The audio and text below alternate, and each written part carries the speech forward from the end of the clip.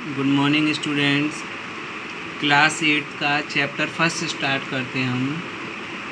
तो बेटा हमने उस दिन पढ़ा था रेशनल नंबर्स। बहुत सारे नंबर्स पढ़े थे, जैसे नेचुरल नंबर, जैसे एन से रिप्रेजेंट करते हैं, ये 1 से लेकर इनफाइनाइट तक होते हैं।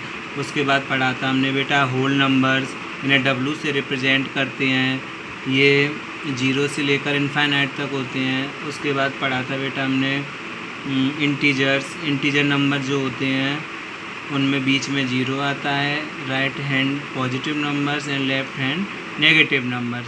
उसके बाद हमने बेटा एक नंबर्स पढ़ा था जिसको हम कहते हैं रेशनल नंबर्स। तो आज जो हमारा टॉपिक है, जो ये एक्सरसाइज का ये जो फर्स्ट चैप्टर है वो रेशनल नंबर से रिलेटेड है। तो बेटा हम सबसे पहले रेशनल नंबर्स के बारे में अगेन रीड करते हैं। तो बेटा रेशनल नंबर्स क्या होते हैं, उस दिन मैंने बताया था, जिन्हें हम P/Q की फॉर्म में रिप्रेजेंट कर सकें। और एक कंडीशन है कि जो Q है यानी नीचे कोई भी डिजिट 0 नहीं आनी चाहिए, Q does not equal 0। For example उस दिन बताए थे 2/3, 4/5। देखो बेटा जैसे 3 है, 3 भी रेशनल नंबर है क्योंकि इसके अपॉन में क्या लगा सकते हैं 1। -4 है, इसके अपॉन में भी 1 लगा सकते हैं। 0 है, ये भी रेशनल नंबर है क्योंकि इसके अपॉन में भी 1 लगा सकते हैं। बट बेटा 2/0 या 1/0 ये रेशनल नहीं है क्योंकि इनको हम डिफाइंड नहीं कर सकते हैं, है ना बेटा। तो ये जो नंबर्स हैं वो रेशनल नहीं हैं। तो बस नीचे 0 नहीं आना चाहिए, ऊपर 0 आ जाए। तो ऐसे नंबर जिन्हें हम P/Q यानी बटे में हम व्यक्त कर सकते हैं वो सभी नंबर्स रेशनल नंबर्स होते हैं। अब आज हम इनकी प्रॉपर्टीज़ पढ़ेंगे।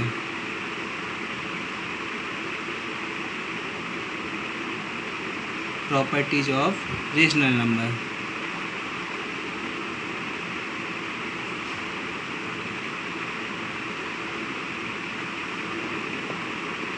तो क्या पढ़ेंगे हम, properties of rational numbers. Rational number जो होते हैं उनकी प्रॉपर्टीज़ क्या होती हैं। तो बेटा देखो सबसे जो पहली प्रॉपर्टी है वो आती है, क्लोजर प्रॉपर्टीज़। सबसे पहली प्रॉपर्टीज़ बेटा कौन सी है, क्लोजर प्रॉपर्टीज़ में जैसे हम देखें एडिशन के लिए, ऐड के लिए देखें हम बेटा, देखो तो क्लोजर प्रॉपर्टीज़ क्या होती है कि यदि हम 2 रेशनल नंबर्स का ऐड करें तो वो जो नंबर्स हमें प्राप्त होगा ऐड करने के बाद वो भी कैसा होगा, रेशनल ही होगा। फॉर एग्जांपल 2 + 3 इक्वल क्या आएगा बेटा 5। 2 + 3 ऐड करें इनका, ये दोनों कैसे रेशनल नंबर है क्योंकि इनके अपॉन में 1 लगा सकते हैं बटे में नीचे। तो 2 + 3 कितना होगा बेटा 5। अब जो 5 आ रहा है वो भी कैसा है, रेशनल। तो बेटा ये जो क्लोजर प्रॉपर्टी है वो एडिशन के लिए, एडिशन में जो क्लोजर प्रॉपर्टी है वो उसके अंडर में आती है। तो हम कह सकते हैं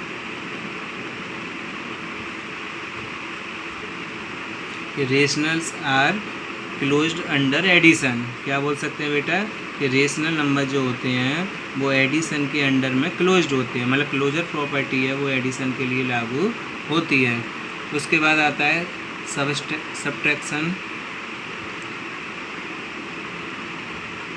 तो बेटा देखो सब्ट्रैक्शन में भी जो क्लोजर प्रॉपर्टी है वो लागू होती है, जैसे कि 4 है, वो भी कैसा नंबर है, रेशनल। 4 - 3 दोनों रेशनल नंबर है, दोनों का सब्ट्रैक्ट करें तो बेटा क्या आएगा 1, और 1 भी कैसा है, रेशनल नंबर।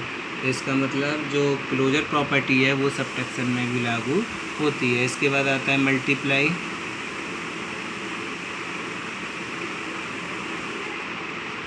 तो मल्टीप्लाई में भी देखो 3 × 4 दोनों रेशनल है, मल्टीप्लाई करें 12 तो 12 भी कैसा है, रेशनल। इसका मतलब मल्टीप्लाई में भी क्लोजर प्रॉपर्टीज लागू होती है। इसके बाद देखें डिवीज़न के लिए देखें तो बेटा देखो डिवीज़न में भी क्लोजर प्रॉपर्टी लागू होगी, कैसे, 12 / 3 क्या आएगा बेटा 4। 12 और 3 रेशनल है, इसका 3 का 12 में डिवाइड करें तो क्या आएगा 4।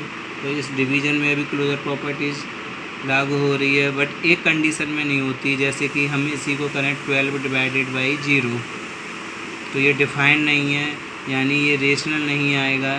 तो बस इसका अपॉन में 0 आ जाए यदि नीचे, तो ये क्लोजर प्रॉपर्टी डिवीज़न के लिए लागू नहीं होगी, वरना हर कंडीशन में हो रही है। तो क्लोजर प्रॉपर्टीज़ क्या होती है? प्रॉपर्टीज ऑफ रेशनल नंबर्स में सबसे पहली जो प्रॉपर्टीज़ है वो बेटा क्या है? Closure property.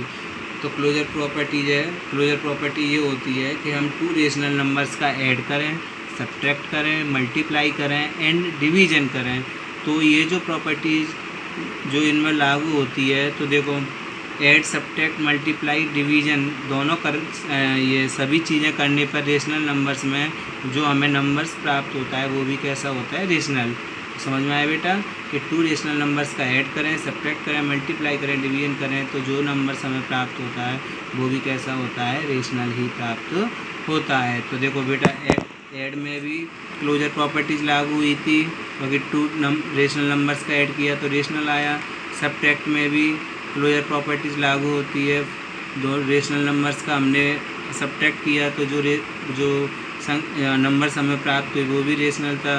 2 रेशनल्स का मल्टीप्लाई किया तो रेशनल आया, 2 रेशनल्स का डिवाइड किया तो रेशनल आया। बट एक कंडीशन में कि जो नीचे 0 आता है तो वो क्लोजर प्रॉपर्टी डिवीज़न में लागू नहीं होती। तो बेटा नेक्स्ट जो हमारी प्रॉपर्टीज़ है रेशनल नंबर्स की, फर्स्ट तो जो है हमने क्लोजर प्रॉपर्टीज़ पढ़ी। अब सेकंड जो प्रॉपर्टीज़ है बेटा वो है कम्यूटेटिविटी।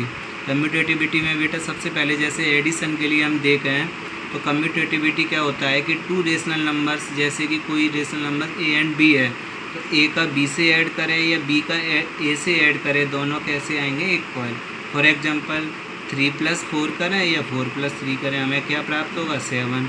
तो जो एडिशन के लिए जो कम्यूटेटिविटी है वो इसके अंडर में आती है। हम कह सकते हैं कि rational numbers are commutative under addition. क्या कह सकते हैं? Rational numbers are commutative under addition. 2 rational numbers का ऐड करें तो 3 + 4 करें या 4 + 3, क्या प्राप्त होता है बेटा? 7। तो जो कम्यूटेटिव है वो एडिशन के लिए लागू होती है। अब बेटा देखो मल्टीप्लिकेशन के लिए देखें हम, तो मल्टीप्लिकेशन में भी जो कम्यूटेटिव रूल्स है वो फॉलो होता है। a × b या b × a करें तो दोनों कैसे आएंगे? इक्वल। फॉर एग्जांपल देखो बेटा 4 × 5 करें, 4 × 5 = 20 एंड 5 × 4 करें तो 5 × 4 = 20। तो बेटा कैसे भी कर ले, a × b या b × a, क्या प्राप्त होता है? हमें दोनों इक्वल आंसर आते हैं। तो हम कह सकते हैं rational numbers are commutative under multiplication. Multiplication में भी कम्यूटेटिव रूल्स है वो फॉलो होता है।